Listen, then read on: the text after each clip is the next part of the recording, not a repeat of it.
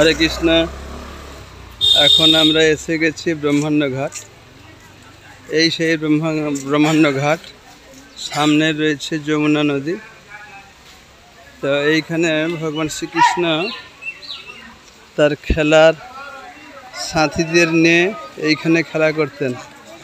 তো খেলা করতে করতে তার মাঝখানে একদিন একটি লীলা করেছিলেন। সেই লীলাটি হলো এই মাটি খাচ্ছিলেন।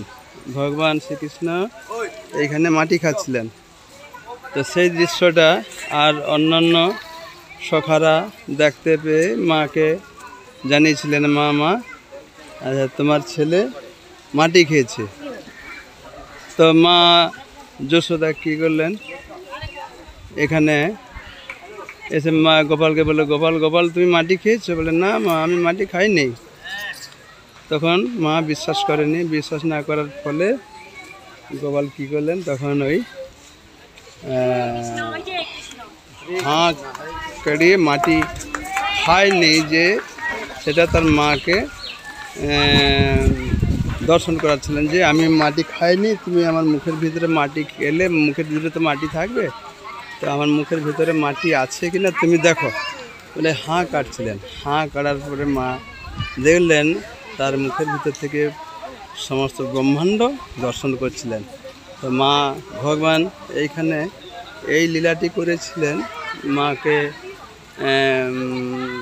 মুখের ভিতরে পুরো ব্রহ্মাণ্ড দর্শন করেছিলেন মাকে। এইটি হচ্ছে সেই স্থান। পাশে যমুনা নদী আছে, যমুনা নদী বয়ে চলছে।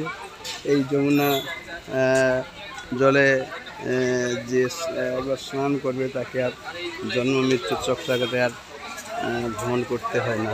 এই সেই মহা পুণ্যঘাট, তীর্থঘাট, তীর্থস্থান। প্রত্যেক দিন বহু মানুষের সমাগম। এই সেই স্থান। ভগবানের লীলা অপূর্ব, ভগবানের লীলা। তো আমরা চেষ্টা করছি বৃন্দাবন পরিক্রমায় যে আমরা এসেছি, এই ধামগুলি দর্শন করার চেষ্টা করতেছি।